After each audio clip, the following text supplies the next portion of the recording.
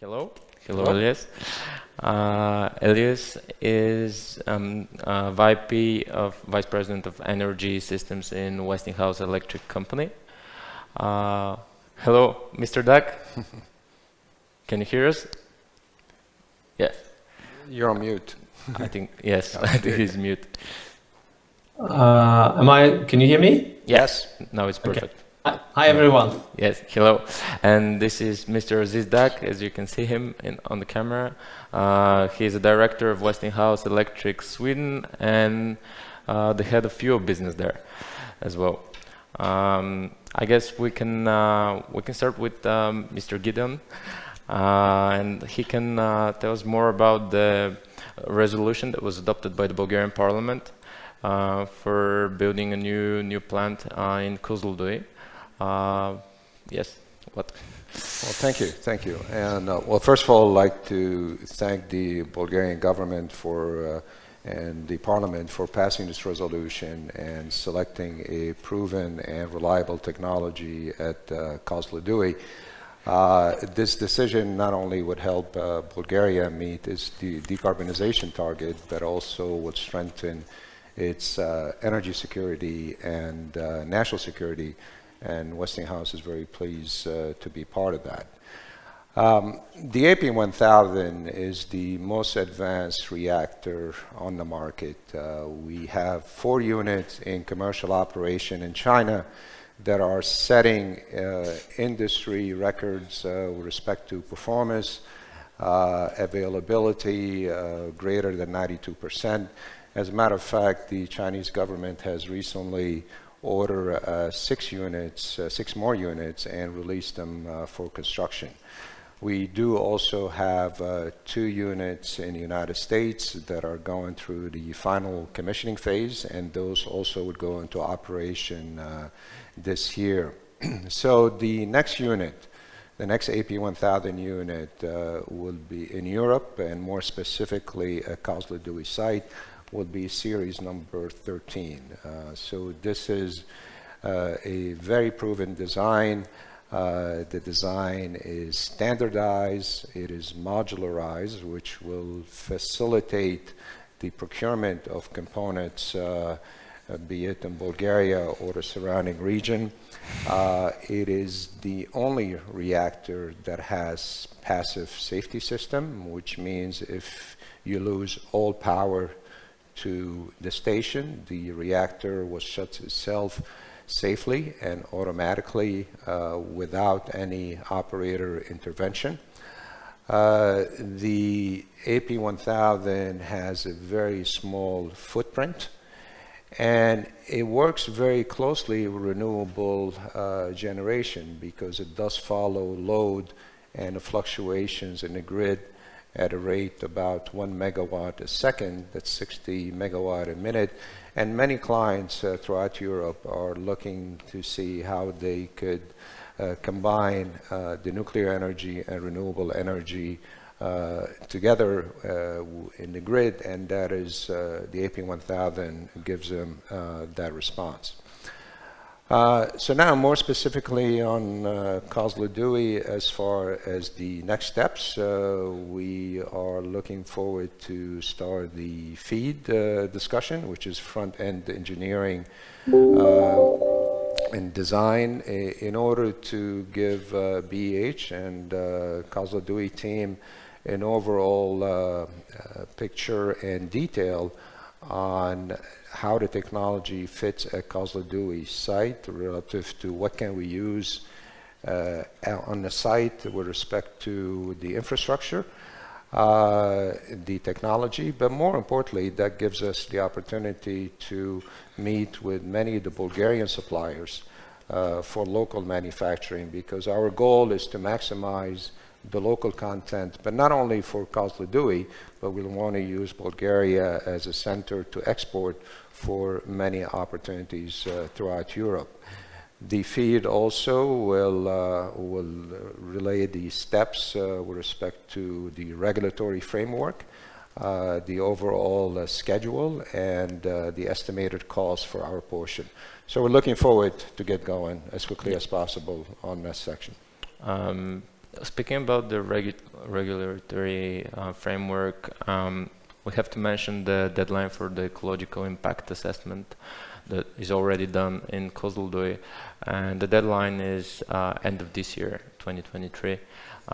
What are your thoughts on that, and especially going forward for the project? Yes, I mean, of course, a lot of work has been done in the past with AP 1000 and the permitting process at Kozloduy, which is going to help expedite the implementation of the overall project.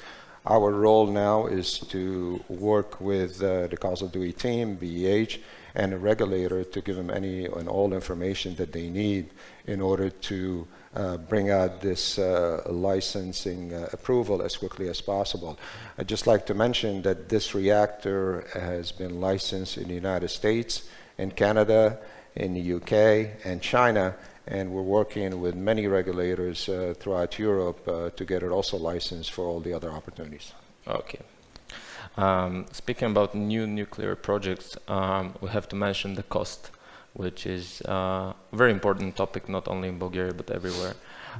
What has changed in terms of nuclear planning lately? Well, the cost of a nuclear power plant is very specific to the site, because it's not only the equipment, which we have a good understanding of the cost of the equipment. It is the getting all the equipment on the site, the labor that needs to build it, the time frame that is required. So every project we build the cost from bottom up. We are seeing substantial opportunities in all over the world with new nuclear, especially in Europe. To give you just a quick preview, I mean, we did sign a contract in the Ukraine for one unit at Menilsky's site, and there'll be a total of 2. But this is a series of 9 new AP 1000 units in the Ukraine. Last week we signed the engineering contract in Poland for the first 3 units up the northern part of the country, and we do expect the government to make the selection for the second site sometime this year. Czech Republic, they were looking at 1 unit, now they're looking at 4, and they want to expedite the implementation of those. And we're working with government and utilities in Slovenia, Slovakia, Sweden, Finland, Netherlands, and the UK. So in general, there's about 30 new reactors that are being planned, and they are all stages of implementation. And every project, of course, we work with the client specifically to build the costs from bottom up. Yep. Maybe we can include Mr. Dak in the conversation. You can hear us, Mr. Dak? Yes. Hi. Hi. Hello. Maybe you can tell us a little bit more about the next steps for Kozloduy nuclear power plant, for diversification of the nuclear fuel. What can we expect in 2023 and 2024 in terms of that? And also about the fuel delivery and storage, what kind of storage will be used for it? Okay, thank you. First of all, I'm very pleased to be invited to this event and speak about the nuclear fuel. And particularly, I'm very pleased that we have signed a contract with our partner Kozloduy for the supply of fuel supply contract, and we are pleased to continue the work on this and to get to the next phase, which is being able to deliver the fuel in 2024. Of course, the next step of the nuclear fuel diversification program is to ensure that we deliver all the safety related reports, to ensure, first of all, that we get license from BNRA to transport the fuel to Kozloduy. So that's one of the first steps, and we have plans, and we have already work in progress since basically 2018, 2019. And secondly, of course, we are expected to finalize all the documents to BNRA for them to approve the loading of the fuel at Kozloduy in 2024, and this is very, very important. As far as the manufacturing of fuel, that is the project has started. It is ongoing, and we expect to be ready to deliver the fuel in 2024. Working with Kozloduy, working with BNRA, and be ready for the safe operation. And if I can ask you one more question, probably the most important thing that is being discussed widely in the public is about the control systems in the plant. And since the systems are Russian, maybe any changes would require cooperation from the Russian side so far. So what are your thoughts on that? Well, first of all, of course, Kozloduy needs to perform its own analysis on it, but I can state one thing is that there is no cooperation with the Russians on our part needed to be able to implement the in-core, because I assume you are talking about the in-core monitoring system. Yes. For monitoring the fuel. The standard control system or the normal operation control system is something that Westinghouse has implemented, and he has been performing with great operational experience for more than 20 years. So I think that part, Kozloduy and Westinghouse are working very well together.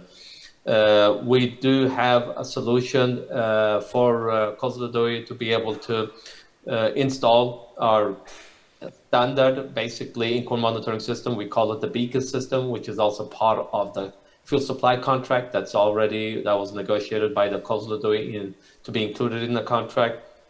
This system has been installed at Temberland, has been operated and is operating with very good operational experience, and this is our standard product for the in-core monitoring system. There is sufficient time, and Westinghouse has definitely committed to deliver all the aspects, and including ensuring that we can, as soon as possible, have a test system running in parallel while we go to a live system in 2024. This is something that we have done. Should Kozloduy, of course, choose a different path, we have already also in the contract committed to required import data that is needed from Westinghouse to be able to fulfill its obligations to monitor the fuel, and this is also standard procedure in the nuclear fuel industry. So we are confident that we will be able to resolve this, and in fact this has never been a critical path of our fuel supply performance, and we have been successful in basically replacing fuel from a competitor, no matter which one it is, in more or less all the markets that we operate in, and we have never had any issue in terms of the in-core monitoring system, and I think we'll be successful even also this time. Okay, and just with one or two words, can you state what the difference is between the control system Beacon, I believe is called, and the Russian ISMS? Just briefly, if you can explain to the audience.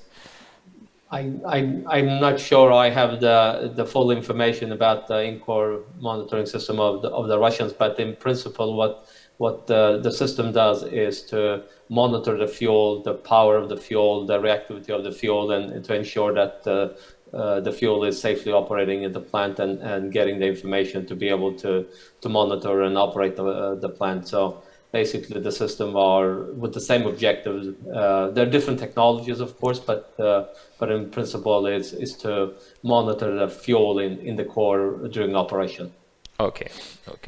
And just going back to Mr. Gedeon, I have to ask you about the SMR. And this is small modular reactor technology that was recently licensed in the US.